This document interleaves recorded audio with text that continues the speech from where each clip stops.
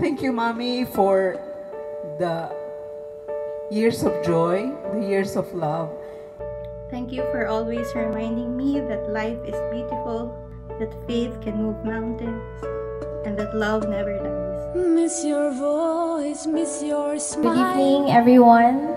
Maayong gabi Everything sa tanan. about you worth the while. Always wondering where you are. I Loving hope Father in you're with heaven, us, we lift our near dearest or grandmother, far. our beloved Mamila, Aurea I. Galvez, into your loving and merciful hands. We ask, Lord, that you wash away Mamila's sins and make her spirit pure. May Mommy Lila's faith, her love, and her kindness live on in our memory and be passed down through every generation after us. Comfort those of us Mamila left behind, with the promise that we will be reunited with her in your kingdom. The truth brings us to tears. Oh, The first letter of Paul to the Thessalonians. We do not want you to be unaware, brothers and sisters, about those who have fallen asleep, so that you may not grieve like the rest who have no hope. For if we believe that Jesus died and rose, so too will God, through Jesus, bring with him those who have fallen asleep. Indeed, we tell you this on the word of the Lord, that we who are alive, who are left until the coming of the Lord, will surely not precede those who have fallen asleep. For the Lord himself, with a word of command, with the voice of an archangel, and with the trumpet of God, will come down from heaven, and the dead in Christ will rise first. Then we, who are alive, who are left, will be caught up together with them in the clouds to meet the Lord in the air. Thus we shall always be with the Lord. Therefore, console one another with these words. The word of the Lord.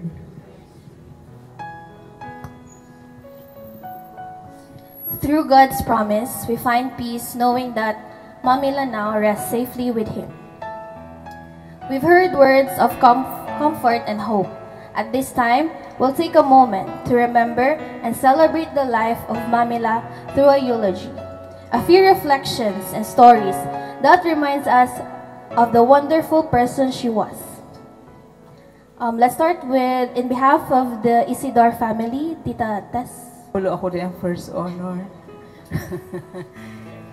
On a surprise ko. But when I was like invited, murag di ko kabalibad ani no. So sige.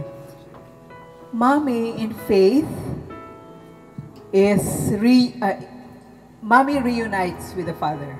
Sabi ang matre. Tama ba to, ante?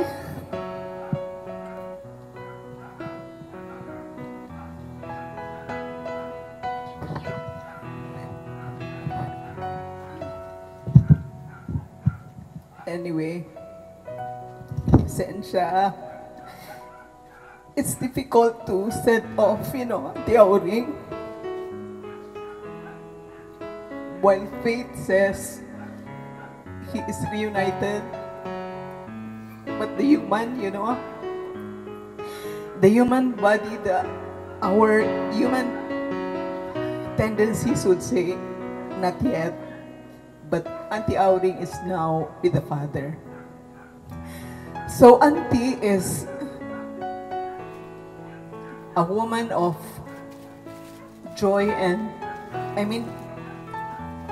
kung na may two words, she's joyful and she is grateful. Common words that you always hear from Auntie, wow. Kinamduan na. She always says, wow. Parang she is easily amazed by, parang everything is a gift for her. And she always says, wow. And dili good makulangan si Auntie og thank you, So she always says thank you. So Auntie being a person of joy and a person of gratitude.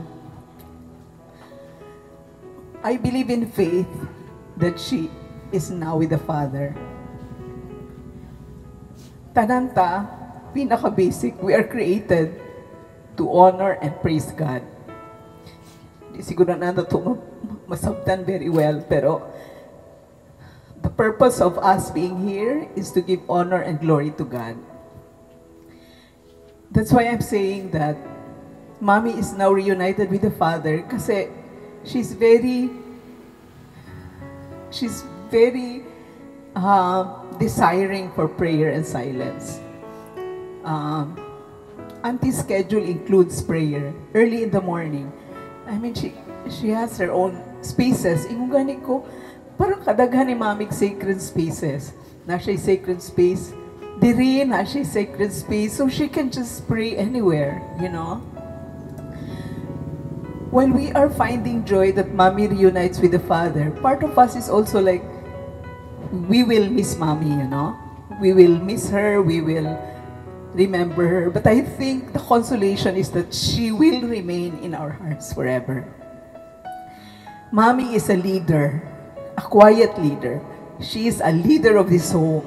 I should say, she is a leader of our clan. And as a leader, she is a person of courage. Lisod maminaw, lisod pud mag-istorya. But Mommy can do that. She can talk in a manner most fit. Okay? Kung lisod man isulti, she has her way. She is a person of courage because she listens. She knows when she is needed to stay quiet. And she is a leader where I should say, a person who, while being courageous, very, very loving. Could you imagine Mommy ng bayan? No? I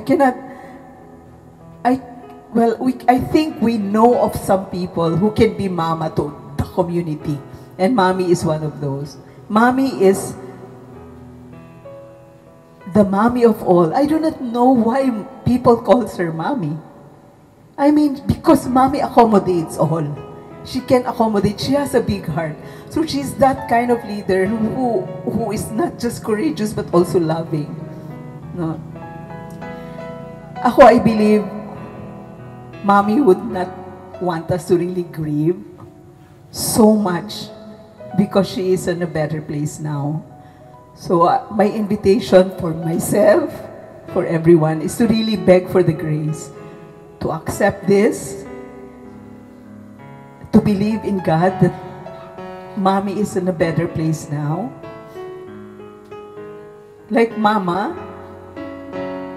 we don't want them to give up. Na sila yung mga statements na, oops, mula man giving up, submission, parang pwede di isa ka mo give up. Na sila yung mga words, na sila parang yung final hours or final days. There are statements indicative of like submitting and giving up. Para sa to, marag dili ta gusto ato. But in the end, we will understand. In due time, we will understand. They are ready. They are prepared for it. So, thank you, Mommy, for the years of joy, the years of love. And to my cousins, we are just around. We hope to be, you know, difficult to say we will provide comfort because we cannot. But be assured of our prayers. Thank you. Of course, mo istorya ko sa inyo in behalf of the parish, no? Kay kasayuran sa tanan, ang uban na ni Wagyo Kabalo nga si Mami Auring, dagan po gi-share sa parokya.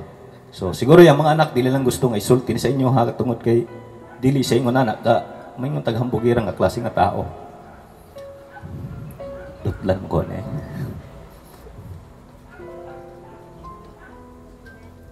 Si Ate Christy, kaganang buntag, ningon nga, pwede ba daw kumuhatag og message, no? For, in behalf of course, akong family, Yaranon family, kay, very close, ang Galvez, Isidor, itong mga karaang tao diri sa Mandok.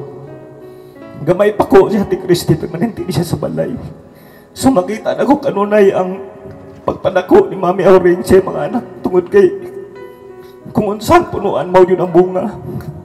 Even JC, si JC makita na mo kanunay sa parokya, very active, gani sakit siya ang buot, nga nihawa siya dito sa Pilipinas, niyanto sa laing lugar, pero ang kasing-kasing, nagyapon sa pagpanerbisyo dito sa simbahan.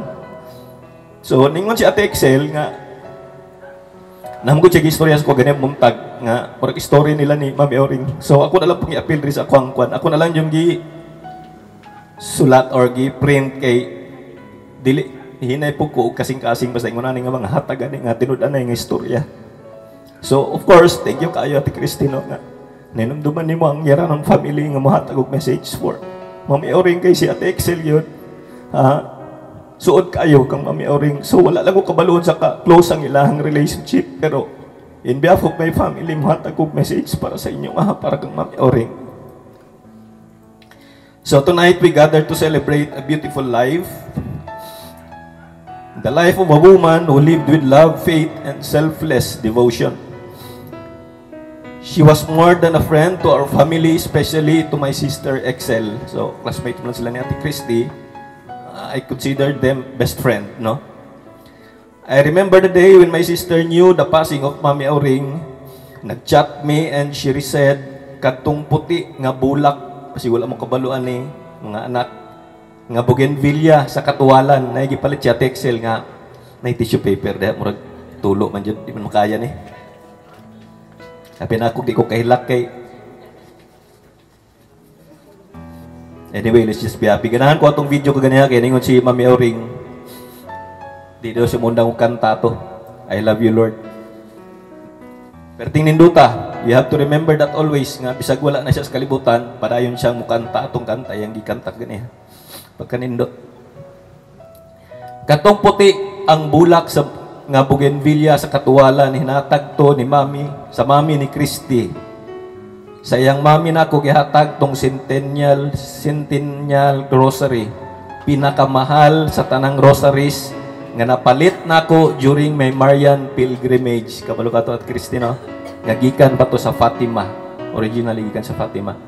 So, if ever nga gusto mo makakita itong bougainvillea nga puti nga tuwas Katuwalan na dito gibutang ni Ate Excel. Siya naghimo sa mga rosaries, basi wa mo kabalo mga silingan, ngayang ipanghatag sa mga sundalo ato nagkagubot sa Cotabato. So ingon ana, grabe ang faith, no? Bago lang ko nag-comment atong birthday niya nga siya ang living legacy of Our Lady of the Holy Rosary. So, very secret kaayo, daghan siya sa masigingon niya Tites nga, daghan siya lugar nga pwede niya ikahatag ang iyang devotion sa ato ang halangdon amahan. And kung kinsan niya ihatag tong rosary mo, doy mo puli. Allah, kitsa kay mahatagan na to. So, basta ako lang masulti, no, ang faith ni Mami Auring, makita kinako sa dagway, sa iyang mga anak, sa iyang mga apo, makita mo ninyo kaganihan, no, very prayerful sila. She was part of us. Her warmth and her kindness and her quiet strength left a mark on everyone who had the privilege to knowing her. She was, above all, a mother in every sense of the word, not just to her children, but to anyone who needed guidance, comfort, and listening ear. Her life was a living example of love in action. She worked tirelessly, often without recognition. Muna nakanindot, di ko siya ganahan ma-recognize. Kung nakabalo lang mo, mga kaparokyano sa San Alfonso, perting daghan nagdahatag sa pamilya Galvez sa parokya nato. Di lang po na ako isulti kay basig suko si Mami, di ba, secret ba to. Ensuring that her family was cared for, her home was filled with peace, and her faith remained the foundation of her days. Her greatest joy was seeing her family together, especially tonight, laughing, eating, sharing stories like this, and supporting each other. She believed that family was not measured by blood alone, but by love, loyalty, and shared moments. And that's exactly how she treated all of us. All of us. Walang yung pagkabalog yun. So, pangga ni Mami Auring tanan. As her own. She had a quiet grace, a strength that didn't need to be loud to be felt. Even in difficult times, she carried herself with faith and humility, always trusting that God had a plan. Her heart was generous, her spirit unshakable, and her love endless. Mo to nakita na ko sa kanta ganadi Ginoo siya mundang og kanta to. Gimahal gyud niya ang Ginoo. Though she's no longer with us in body, her presence will always remain. In every act of kindness, she inspired. In every meal, shared with love. In every prayer whispered for each other. Her legacy is not written in wealth or positions, but in lives she touched, the lessons she taught, and the love she gave so freely. To our dear friend, thank you for your example, your love, and your unwavering faith. You have finished your race with grace, and we are forever grateful to have walked a part of that journey with you, Mami Auring. And Mami Auring, may you rest now in loving arms of God, reunited with those who went before you. Kauban na sila ni kagawad karon ng bana, karon mo makabalo, kagawad po ni sa una. So grabe ang serbisyo sa pamilya Galvez. Nagampo gani ko ng kadugong tas Carlito, si Kuya. Kaya at least mapadayon niya ang serbisyo siyang amahan, no? Grabe ang si Badyan Ati Christie.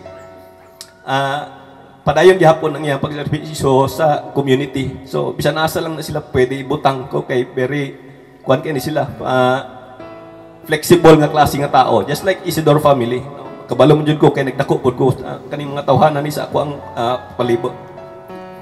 Mami Auring, may you rest now in loving arms of God, reunited with those who went before you, and may your memory continue to be our light and our strength. So, hinaunta nga, may siya, dugang kusog na to, labi na siya mga anak, siya mga apo.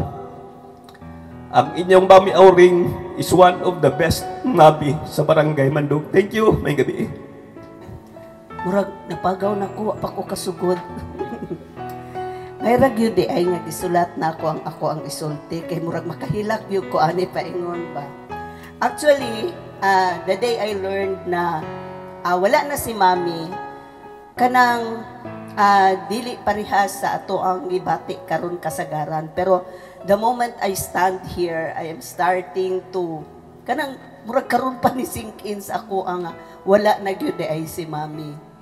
Pero si Mami Manggod, as far as I can remember, ang first meeting ni Mami is sa Pag-Amoma, Children's Development Foundation. No, na siya ang pinaka-first nga employment nako. So, I landed in, murag masulti nako, I landed in a right destination. Nga naman, si Mami akong first nakauban sa Pag-Amoma. Unya, amazed kayo ko kay Mami because nakita yun ako ang katuganing iyaha ganing character nga even in a very difficult situation kay kami man tong nag-serve tong una sa children in conflict situation, in armed conflict situation. Pero nakita na ko si Mami na even we are serving those mga least gani and vulnerable nga mga families o children in the community, nakita na ako that she is really a joyful person, no?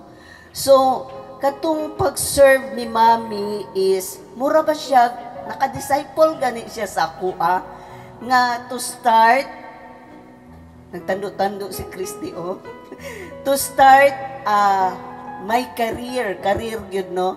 And serving the least and the vulnerable sector na kanang grabe ka passionate, kanang murag kumbaga OA gani mag-serve sa community. So, una-una gusto ko magpasalamat sa Ginoo because for delivering me to the right person nga makita nako unsa bagyo di ay ang tinud-anay nga pagserbisyo. So, basahon na lang nako ang uban ha kay murag kung kanang free flowing ang akong pagkasulti murag paingon na jud ko ani mo hilak ba. So, si Mami is dearly called by everyone nga staff sa Pag-Amoma. Mami siya ng bayan, tama tong giingon ganihan, no? Mami ng bayan yun si Mami. So, dito na ko siya first nakita and I told to myself, nakaano dyan ko, daghan dyan ka, ay may ka ng common nga mga kuha ni Mami. Parehas may favorite green nga color. Parehas may og ka ng expression nga wow. Parehas may plantita ingon ko, murag daghan man mi kaayo ka ng common kaayo nga mga kuan ni mami. Mao siguro ka ng dali kaayo mi ka ng nag-click gani nga kanang garaon pero kana ganing grabe ang sincerity to deliver sa kanang mga serbisyo. Nakaanak ko ato, wow. Ako ang kauban, ang mama sa mga bright nga bata nga nailhan ako atong high school. Sila tanan mga kuan man god, valedictorian, kun dili valedictorian, mag-away ra gyud na no, valedictorian, salutatorian, valedictorian, salutatorian. So, nakaanak ko, hala ka, uy, ka-bright na ako, kauban ako ang mama sa mga bright, nakaanak jud ko ba? So, kuan kaayo ko kanang naimangutana sa ako atong una, asa ka nagtrabaho? Dili na ako masulti dayon ang kanang asa ko nagtrabaho ana dayon ko nga kauban ako ang mga Galvez. Grabe. Kanang mao siya ako ang maunag sulti sa mga tao. Kauban ako ang mga Galvez naami sa Pag-amuma Children's Development Foundation. So ingon ana ko ka proud sa mga people nga nag-surround sa ako sa akong first nga job employment. Nya. Sa ako ang short nga encounter kay mami, kay dili man gyud ingon nga dugay kami nag-uban no, murag 1 to 2 years. Kay kanila ging dedication niya sa iyahang family, kanang family first gani. Sa iya ko gyud na kanang murag nisilsil gyud na siya sa ako ang brain ba kanang family first gani. Nag-decide si mami to stop working kay kanang blessed kay si Letlet no. Siya ang kanang benefactor sa kaayo ni mami no sa iyahang apo dito kay JC. Grabe kay si mami ka in love sa iyahang profession dito as grandmother ni JC. Siya ako ang pinaka first nakitaan nga apo nga. Grabe gyud buhos-buhos gyud tong love ni mami dito kay JC. Unya fast forward, wala na nako nakitaan si mami. Makita na lang nako siya sa iyang post sa Facebook. Tapos, ganahan kay kung magtanaw sa mga pictures, no? Kay, kanang makita gyud na akong fulfillment ni mami through sa iyahang mga anak, no? Nakaana jud ko nga, sana all how to be you. Murag yun anak kay musugot tag sa dili dito man gyud ato ang destination no. Mga tigulang na gyud ta tapos nakita gyud nato ang fruits sa iyahang labor. Labor nga dili pinugos but it is naturally given dito sa iyahang family, especially sa iyahang mga anak no. Very kanang visible kaayo ang kuan ang mga fruits sa iyang labor. Dili lang sa iyang mga anak, ingon man usab sa iyang mga apo.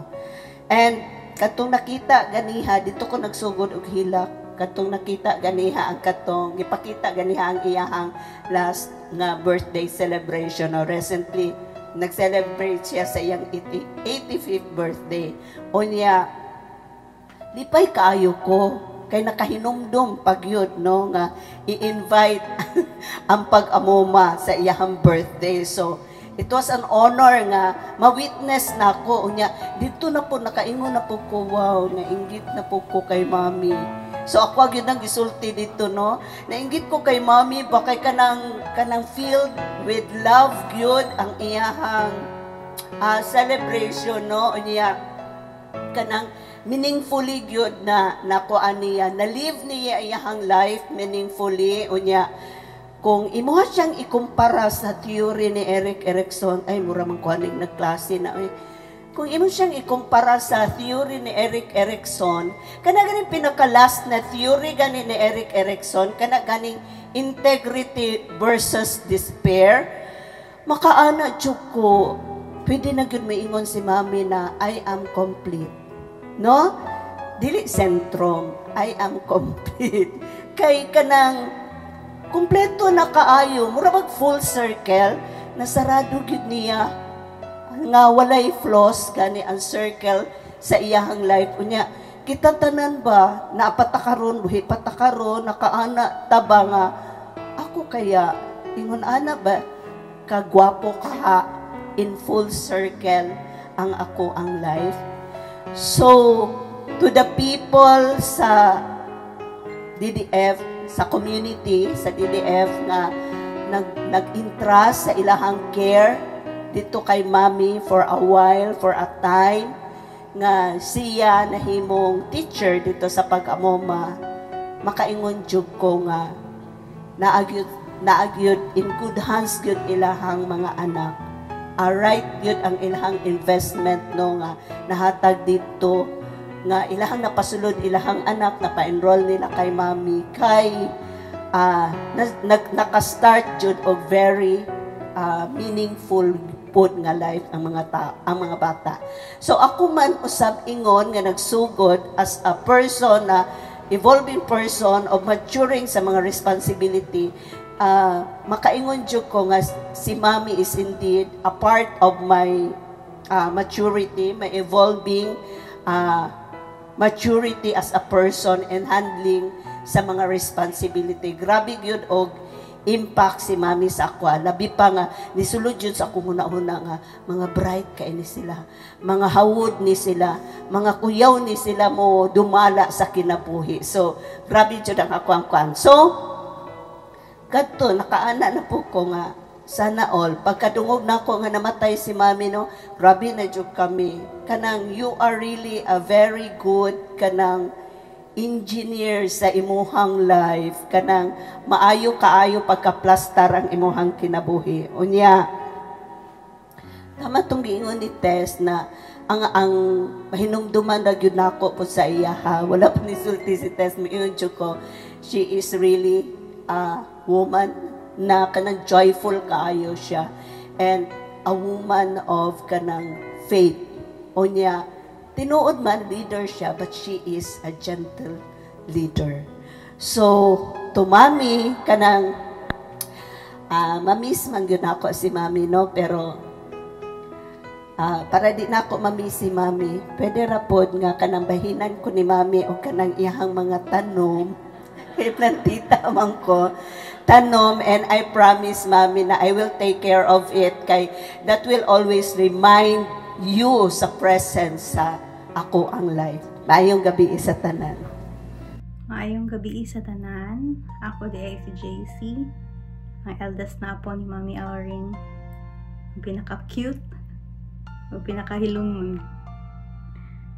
Kung naman ko'y masulti nga tinuod, it's that I am proudly, forever, a Lola's girl. I'm so blessed with my two Lolas. Pero karon gibiyaan ako sa isa.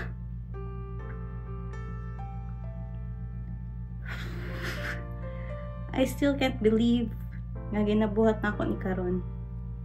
Ang maghatag og video eulogy for Mommy.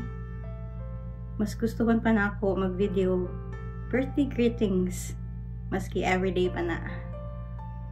Lisod gihapon tuuhan nga naata karon diri. Dili para maki-corny jokes with Mommy, pero para mo ingon og thank you Mommy, og until we meet again. Antod karon, murag gihapon og danggo. That house will feel so different pag makauli ni Puhon.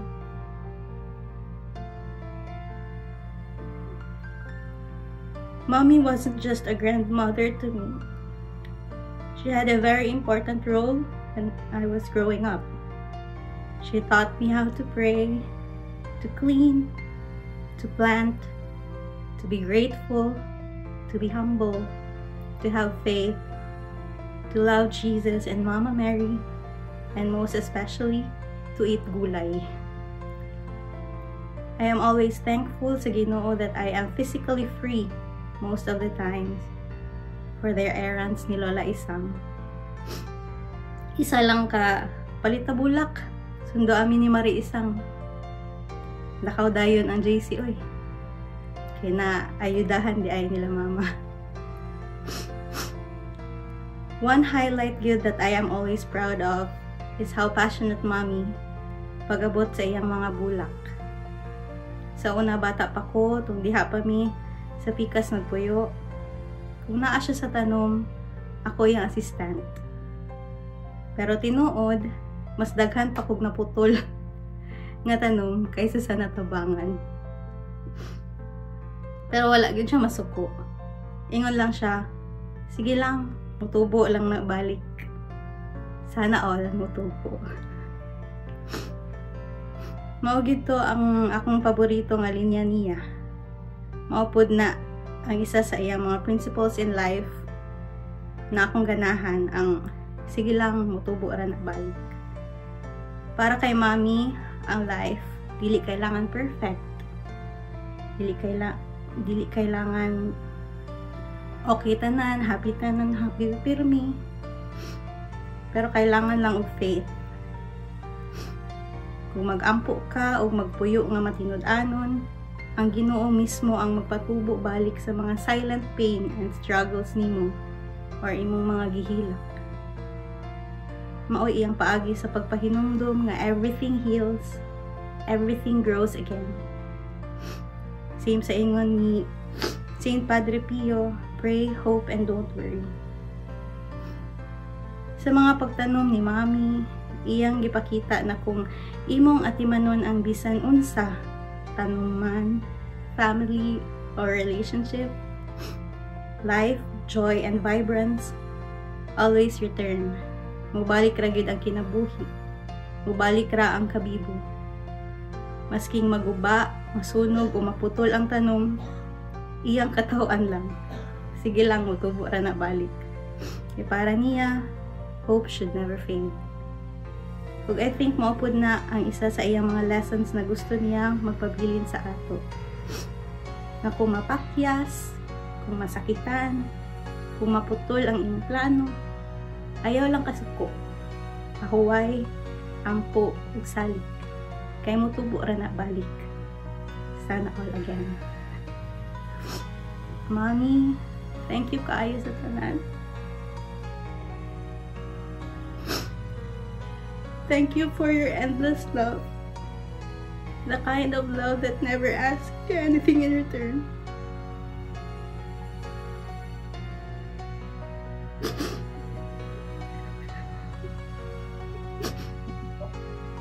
Thank you for raising us with patience, faith, and laughter. Thank you for every hug that made me feel safe and heard.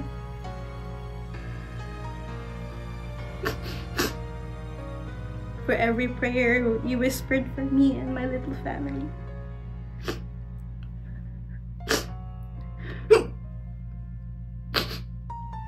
Thank you for showing us what it means to love without limits and to serve without complaint. Thank you for always reminding me that life is beautiful even when it's hard, that I am not alone, that faith can move mountains, and that love never dies.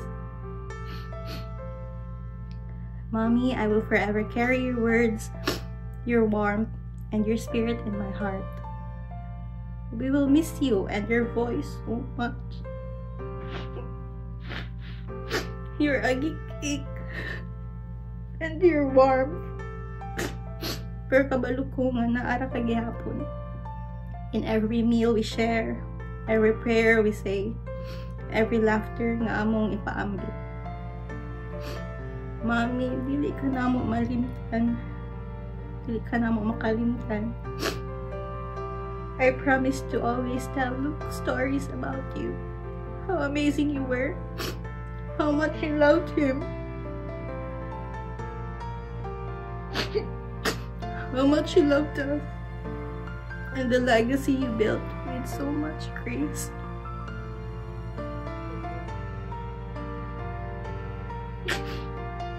Thank you again, Mommy, for everything. Pahuway na sa kamot sa Ginoo. We love you so much, Mommy. I love you so much, Mommy. Good evening. I'm Chris, Caroline's husband. One of the first things I learned about Lola during my first trips to the Philippines, she was not one to put herself first. Most often, it seemed, she put herself last, always more concerned with the needs and wants of others rather than her own. When Caroline and I decided to marry, Lola welcomed me into her home and into her family. It could not have been easy for her as she hardly knew me. I will be forever grateful for her trust. Lola came to Texas several times to stay with us, and this gave me the opportunity to get to know her better.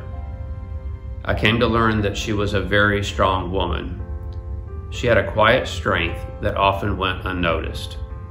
She endured her trials with never a word of complaint. She accepted whatever God sent her way, whether it was joyful or sorrowful. When Caroline asked me to say a few words, I kept trying to think of one thing I could say about Lola that would be a complete statement about her and the life she lived. One sentence that would say it all. Pack 85 years into one sentence.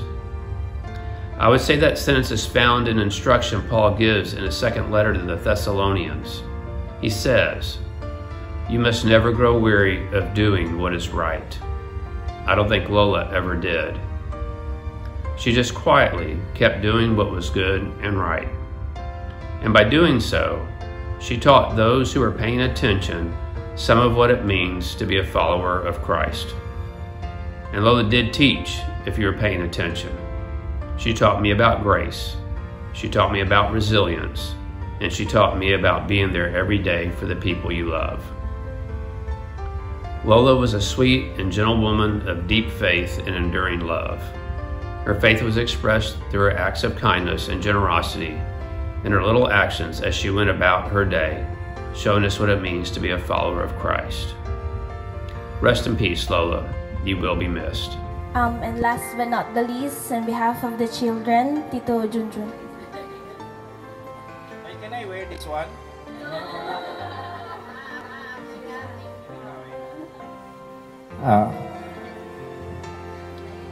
To God be the glory. I know Mom is in the heaven with Mama Mary. Ako dahil itong bunso nila sa army. So, biglang maghatag lang kong trivia, no? Kay bura magugug adopted dire. Na ano lang ba? Kay si Ate Christy, babae.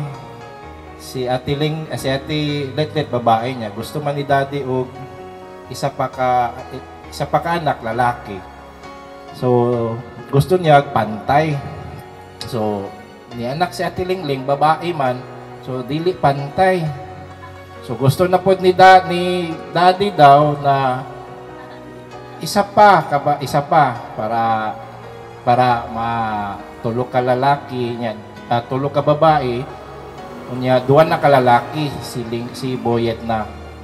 Now 4 years ang gap na mo mo nang pasalamat ko kay Mother na she allowed Daddy na sige mag-isa pa ta. Mao nang pasalamat kay kung babae ko napauntay isa ka anak pa mahimo mig 7. So munay kwento ni Mami sa ko. So my dad wants an even number of his siblings. So, tulo-tulo. So, pasalamat po ko kay Ate Lingling kay kung nalalaki niya, wala naming doon ni Buyet. That's the true essence. Pasalamat ka kay Lingling kay kung nalalaki ni, duwa na sila kalalaki, duwa ka babae, wala turn na. At kidding aside, thank you kay si Ma'am, sige mo hilak diri bago pa. But you know yung final destination niya, sakit kay Sakwa kay in the military. So she wanted to visit my camp. Tapos kami nag-prepare gid me, no? Just VIP visitors. Nag-prepare make food, may mga souvenirs kami. So ang time paspas kayo at we did not expect this, no? But God, sabi ko ka ate, God has a plan. May mga daming nagpa-sympathy sa akin, condolence, but hindi ko kailangan yan. I see Mom's death as it's not suffering, but it's a greatest work and accomplishment of being an 85 years old. So, if you discern yung total kay sakit yung kay nawalaan si mother, the only purpose na nag-aatog mandog si mother lang biya bisita ko siya. So this is the parang last year, that's the only time that I na-assign ko sa Mindanao. So puro Luzon ako eh. So bura po ko abroad. Si Ate Lingling, si Ate Christy, si Ate Lingling, si Ate Letlet, bura po may abroad once a year, may sahay wala. So 22 years na bura po ko abroad. But yung sa hindi when nawala si Daddy, mo bitaw ng kanang maguyab, ganing maguyab lang sa mga makita nyo sa mga Facebook. Maguyab, magbulag, nagpakamatay. But Mom's, yung strong will niya na yung namatay si Daddy until now, nagbalo ba siya for 24 years, 25 years, and that's enough. And that's the greatest. Aside from that, yung bringing her children na mga bright man yung mga iksona ko. Ako ramay yan, ako ray But, so, I consider this as a celebration of her accomplishment of 85 years in the making. Lisod na kain na. So, it behave sa pwede nga magpasalamat na pa announcement niya. Okay, di na ko muhilak para so in behalf sa mga igsuna ko sa tanan na ante ng date na aginidere kagawad tanan mga igsuon. So Mommy is sa Mandog, Mommy is everybody's mom. Okay, Mommy. Tapos I know her weakness and strength and weakness niya kaya katawar ako sa Mommy. Mommy ay. And then joker siya. So kaya nga joyful manner. Magpakatawag yun siya. Maybe that is her manifest na magpalipay sa tao. To give joy to others. Pero nakita ko yung saglit, gamay na kayong suffering niya doon. Eh, buang man ang doktor dito. Eh, mugawas na ka si Mommy. Okay na, gawas na. Pag na po, na po ng doktor. I think 3 times ang doktor na, okay na si Mommy. Gawas na kaugma. Subura siya joy, tapos saper na po, ipatago na po niya. Maglipay na po siya pagkabuntag, lipay na po kay Maigsoon, gawas na si Mommy. After 3 times na murag, ang sakit kay nilakaw, biya ko, that day namatay siya, nilakaw kay neto ko sa Manila. Pero, expected na ako na doktor lagi. Gawas na si Mommy, okay na. But siguro yung niya, yung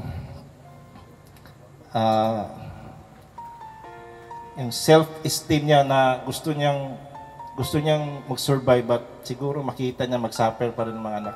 And that's the kind of my dad attitude na dili niya gusto mag-suffer ang So, thank you for everybody. Salamat sa mga nag-add to dire. And thank you for be part of this celebration. Ayaw mo kasubo na mawala si Mommy. Kay that's the God's plan. Wala gid tayo mabuhat. Abigay na ako'y mauna kay sa military.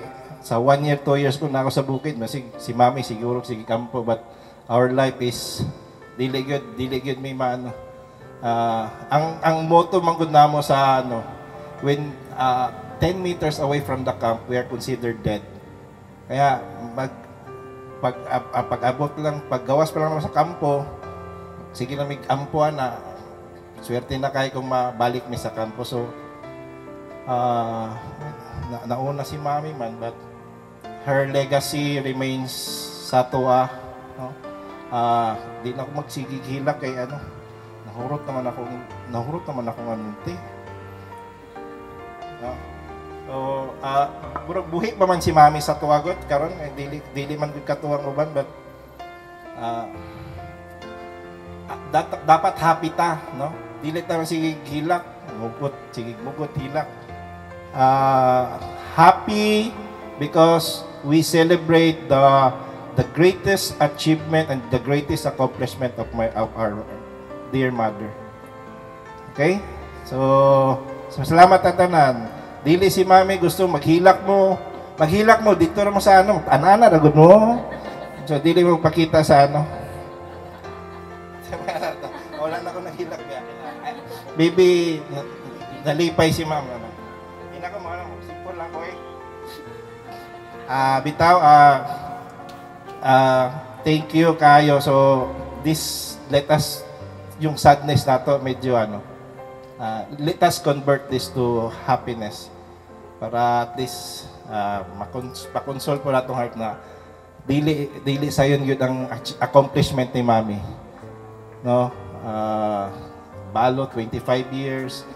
Tapos, nabisita yun yata ng anak. And then, it's a God's plan kay si Ate Lingling, si Ate Christy, Ate Ling na Tiletlet, wala man may mga, we do not celebrate na mauli na sila niya, mag-gather may tanan, kay busy kahit tanan. So, siguro, mugin na ang plano niya sa ni ma'am na mag-gather tanan.